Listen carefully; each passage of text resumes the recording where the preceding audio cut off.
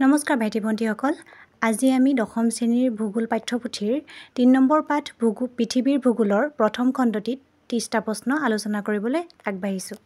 ১ number কুৱেশ্যনটো হৈছে পৃথিৱীৰ মুঠ মাটিকালি কিমান? ইয়াৰ এনসাৰ হৈছে ৫১০ নিযুত বৰ্গ কিলোমিটাৰ। ২ নম্বৰ কুৱেশ্যনটো হৈছে ভূপৃষ্ঠৰ কিমান শতাংশ স্থলভাগে আৱৰি আছে? ইয়াৰ এনসাৰ হৈছে ২৯%। ৩ নম্বৰ প্ৰশ্নটো হৈছে ভূপৃষ্ঠৰ স্থলভাগৰ মাটিকালি কিমান? ইয়াৰ এনসাৰ হৈছে ১৪৯ নিযুত বৰ্গ কিলোমিটাৰ। ৪ নম্বৰ প্ৰশ্নটো হৈছে ভূপৃষ্ঠৰ কিমান শতাংশ বা কিমান বৰ্গ কিলোমিটাৰ জলভাগে আৱৰি আছে? ইয়াৰ এনসাৰ হৈছে ৭১% বা ৩৬১ নিযুত বৰ্গ কিলোমিটাৰ।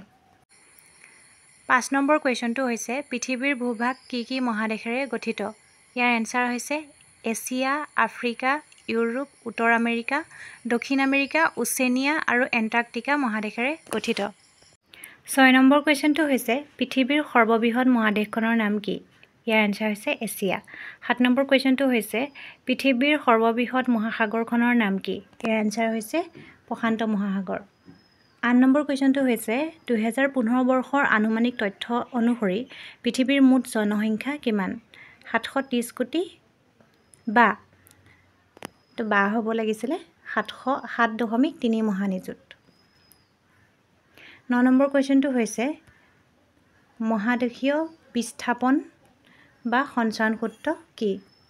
আজিৰ পৰা প্ৰায় ৩০০ নিযুত বছৰ পূৰ্বে পৃথিৱীৰ স্থলমণ্ডল একত্ৰিত হৈ আছিল আৰু ইয়াৰ চাৰিওফালে জলমণ্ডলে আগুৰি আছিল।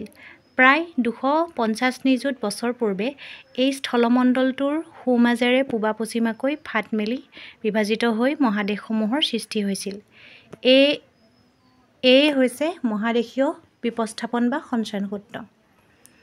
মহাদেশীয় বিস্থাপন বা সঞ্চৰণ সূত্ৰ অনুসৰি পৃথিৱীৰ স্থলমণ্ডলক কি বোলা হৈছিল? ইয়াৰ এনসাৰ হৈছে পেনজিয়া। ১১ নম্বৰ কুৱেশ্যনটো হৈছে পেনজিয়াৰ চাৰিওফালে আগুৰি থকা জলমণ্ডলটোক কি বোলা হৈছিল? পান্থালাছা। ১২ নম্বৰ কুৱেশ্যনটো হৈছে পেনজিয়াৰ প্ৰায় সোঁমাজেৰে কেনেদৰে ফাট মেলিছিল? ইয়াৰ এনসাৰ হৈছে পূবা-পশ্চিমাকৈ। ১৩ নম্বৰ কুৱেশ্যনটো হৈছে পেনজিয়াৰ ফাট মেলি কি সাগৰৰ সৃষ্টি হৈছিল? ইয়াৰ এনসাৰ হৈছে তেথিছ সাগৰ। ১৪ নম্বৰ প্ৰশ্নটো হৈছে তেথিছ সাগৰৰ সৃষ্টিয়ে পেনজিয়াটোক কেনেকৈ কেইটা ভাগত ভাগ কৰিছে? ইয়াৰ এনসাৰ হৈছে উত্তৰা দক্ষিণাকৈ দুটা ভাগত ভাগ কৰিছে। ১৫ নম্বৰ কুৱেশ্যনটো হৈছে পেনজিয়াৰ উত্তৰ অংশটোৰ নাম কি? আংগাৰালেণ্ড। 16 নম্বৰ কুৱেশ্যনটো হৈছে পেনজিয়াৰ দক্ষিণ অংশটোক কি বোলে? ইয়াৰ এনসাৰ হৈছে গণ্ডৱানালেণ্ড। ১৭ নম্বৰ প্ৰশ্নটো হৈছে মহাদেশীয় সঞ্চৰণ সূত্ৰ অনুসৰি লৰেছিয়া বিভাজিত হৈ কি মহাদেশৰ সৃষ্টি হৈছিল? ইয়াৰ এনসাৰ হৈছে উত্তৰ আমেৰিকা, গ্ৰীণলেণ্ড আৰু ভাৰত মহাদেশৰ উত্তৰে থকা ইউৰোপ আৰু এছিয়া মহাদেশৰ সৃষ্টি হৈছিল। 18 নম্বৰ কুৱেশ্যনটো হৈছে গণ্ডৱানালেণ্ড বিভাজিত হৈ কি মহাদেশৰ সৃষ্টি হৈছিল? ইয়াৰ এনসাৰ হৈছে দক্ষিণ আমেৰিকা, আফ্ৰিকা, মাডাগাস্কাৰ, ভাৰতবৰ্ষ, আৰৱ অঞ্চল, মালয়েছিয়া আৰু অন্যান্য দ্বীপসমূহ, অষ্ট্ৰেলিয়া, এণ্টাৰ্কটিকা আদিৰ সৃষ্টি হৈছিল। 19 নম্বৰ প্ৰশ্নটো হৈছে স্থলমণ্ডলক আৱৰা বা আগুৰি থকা বা ইখনে সিখনৰ লগত সংযোগ স্থাপন কৰিব নোৱাৰা সাগৰ কেইখনৰ নাম লিখা? ইয়াৰ এনসাৰ হৈছে কাস্পিয়ান, মৰু আৰু আৰল সাগৰ। 20 নম্বৰ কুৱেশ্যনটো হৈছে স্থলমণ্ডলৰ প্ৰথম অংশটোৰ পৰা কি মহাদেশৰ গঠন হৈছিল?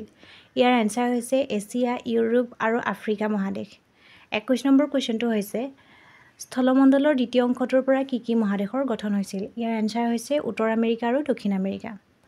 22 নং কুৱেশ্যনটো হৈছে স্থলমণ্ডলৰ তৃতীয় অংশটোৰ পৰা কি গঠন হৈছিল? কি মহাদেশৰ গঠন হৈছিল? ইয়াৰ এনসাৰ হৈছে অষ্ট্ৰেলিয়া আৰু বহুতো দ্বীপ লগ লাগি ওচেনিয়া মহাদেশ গঠন হৈছিল। 23 নং কুৱেশ্যনটো হৈছে স্থলমণ্ডলৰ চতুৰ্থ অংশটোৰ পৰা কি মহাদেশৰ গঠন হৈছিল? ইয়াৰ এনসাৰ হৈছে এণ্টাৰ্কটিকা। 24 নম্বৰ কুৱেশ্যনটো হৈছে প্ৰশান্ত মহাসাগৰ কোন মহাদেশৰ মাজত অৱস্থিত? ইয়াৰ এনসাৰ হৈছে এছিয়া মহাদেশ, উত্তৰ আমেৰিকা আৰু দক্ষিণ আমেৰিকাৰ মাজত অৱস্থিত। 25 নং কুৱেশ্যনটো হৈছে আটলাণ্টিক মহাসাগৰ কোন মহাদেশৰ মাজত অৱস্থিত? ইয়াৰ এনসাৰ হৈছে উত্তৰ আমেৰিকা, দক্ষিণ আমেৰিকা, ইউৰোপ আৰু আফ্ৰিকা মহাদেশৰ মাজত অৱস্থিত।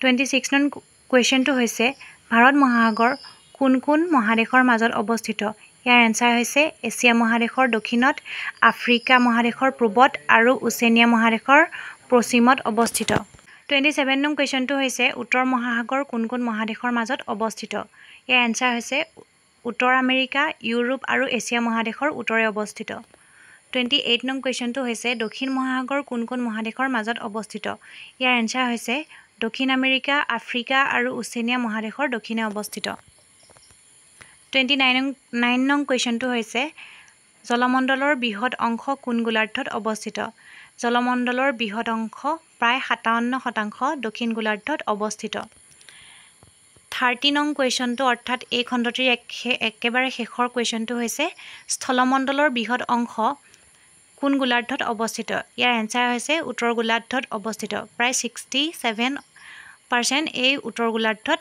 স্থলমণ্ডলৰ অংশ অৱস্থিত যদি তোমালোকে ভিডিওটি চাই ভাল পালা তেনেহলে লগৰ বন্ধু বান্ধৱীৰ সৈতে ভিডিওটো শ্বেয়াৰ কৰিবা লাইক কৰিবা লগতে চেনেলটো সাবস্ক্ৰাইব কৰিবা ধন্যবাদ